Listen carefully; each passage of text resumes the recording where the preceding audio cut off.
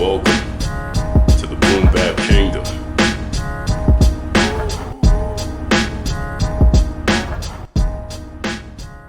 Yo, peace and welcome to the Boom Bap Kingdom. We're here and we're super chilling, and I hope you guys are chilling too. Every recording studio, regardless of cost, will have its strengths and its weaknesses. Me personally, I like to look at the weaknesses in my studio and think about how I can improve them.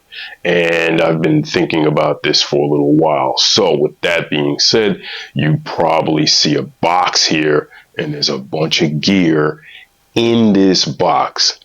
But here's the thing. This stuff is not super expensive. These are little things that make major improvements in any studio. So where will I start? For me, because I make beats and do vocals, I wanted to improve my vocal quality. Currently, I'm running a very affordable Sterling ST51 microphone. I've had that condenser mic for years, well over 10 years, and it still runs great. It sounds really, really good, and it is very, very cheap. The problem is I only have one. In higher end studios, you will often find that they literally have a shelf of many different microphones. And why that is because different microphones will give you different sonic characteristics. Now, here's the trick. You don't have to buy a $2,000, $3,000 microphone to get good sound out of your vocals. You don't have to do that. But there are a couple of things you need to know. I bought a couple of mics because I'm trying to increase my microphone selection so I can have different vocal tonal qualities when I'm recording vocals. A couple of things you need to know about microphones. One thing that's very important to know when you're shopping for a new mic is SPL, which is sound pressure level. It's measured in decibels. And the higher that number is, the louder a signal that microphone can accept before it starts to distort. So SPL, a high value, is really good. Now, here's the thing. If you're rhyming, rapping, like what we do here at the Boom Bap Kingdom, you don't need a super high SPL. 130, 140, that's going to give you a good SPL, very solid for people who are rhyming, rapping, that kind of thing. If you're belting out singing, say you're a really powerful singer, then you should bump up that SPL. Sound pressure level on a mic, very important. You do not have to have a super expensive mic to get a good sound pressure level from a microphone. The other thing that's really important is self noise in a mic. So, the Sterling ST51, it's a much older mic. It's a very inexpensive mic. Those things like SPL and self noise are not going to be the best at that price point. But if you double, maybe triple that price point, which is going to sound like a lot, but really not. We're talking $200 to $300 price range in a mic. You can get a microphone with a really low self noise level, which is also measured in decibels, and that will also give you very good improvement in your vocals. So first thing I did was I added 2 new microphones to the Boom Bap Kingdom. So now I have a total of 3, and I'll probably pick up 1 more. Each one is a different brand.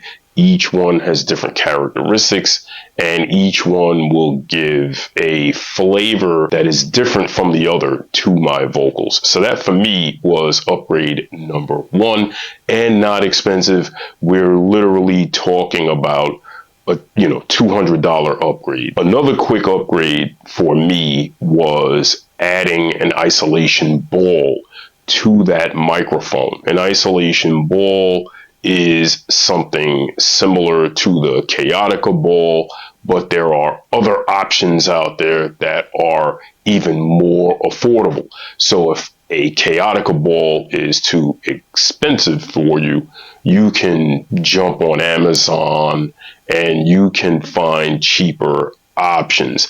I myself, because I haven't used isolation balls before, I went with a cheaper option on Amazon just to explore what that would look like for me, and I've experimented with it and it sounds fantastic. It will help to reduce the unwanted noise that's coming from the outside world that your mic is picking up. So this is a shot of the isolation ball. Nothing crazy, very affordable. If I pull the front off, there is my Sterling ST51 inside. Another real inexpensive upgrade is a shock mount. I put my microphone on a shock mount.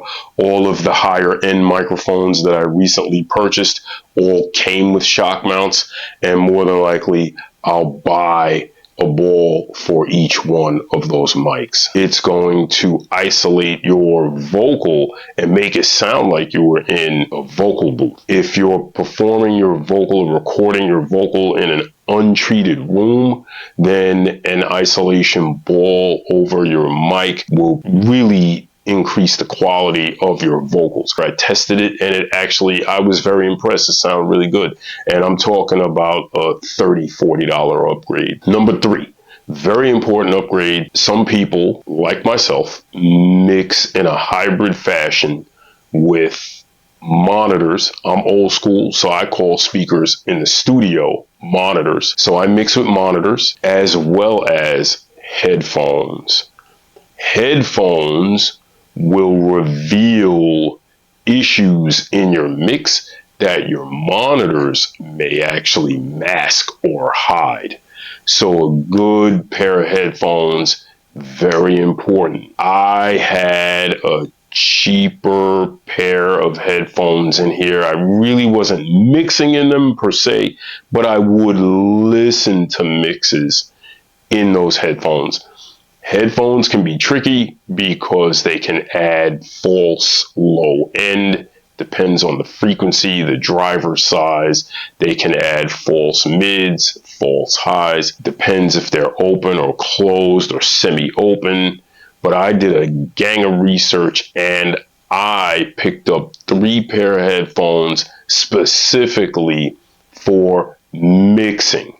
And those are the AKG 240s, the Sony MDR 7506s, and the Audio Technica ATH M50X headphones. All 3 of those are fantastic options for people who want to do a hybrid workflow of mixing in their monitors, i.e. speakers, and also do a headphone mix, or if you only mix in headphones, because there are many people that prefer to only mix in headphones and then maybe verify or check that mix on their stereo or studio monitors. Another upgrade that for me was very important is I have 2 pair of monitor. I have my K5s and my Rocket 8s. Underneath my K5s, which are on stands, I have foam wedges. Underneath my KRKs, I do not have foam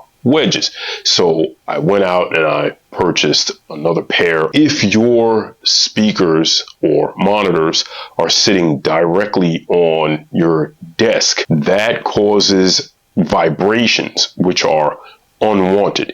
And those unwanted vibrations are really going to have a negative effect on your mixes if you mix primarily in your monitors. So foam wedges underneath your monitors is a very important upgrade that you could do in your studio, and you can do them for really, really cheap. Some people are using pucks. Those tend to be on the more expensive side. So if you're on a budget, just grab a set of foam wedges. They usually come in packs of 2. If you look at my K5s, they're on foam wedges, whereas my KRKs are not. I just purchased a nice pack of large foam wedges that support 8-inch speakers, and that will resolve that issue. For me, those are like the main weaknesses that I felt I had here at the Boom Bap Kingdom. I did the upgrades. Here they are in the box. I'm not going to do unboxing and that kind of thing, but you will see these things on the channel in one shape, form, or fashion, and I do believe that there are major improvements here at the Boom Bap Kingdom. So with that being said, what improvements do you think you need to make in your studio? We would love to know. Get in those comments. Let me know if you are looking to improve any weak areas in your studio. Don't forget, Cipher Dialect out streaming on all platforms. Street Skholarz, the EP Concrete Science, streaming on all platforms. Don't forget to check out the boombapkingdom.com for all your sample packs, drums. Come on, bro. We got them. And check out our podcast, What's in the Backpack. With that, get in those comments and let me know if this video was helpful, and I'll leave you with a BBK salute. Peace.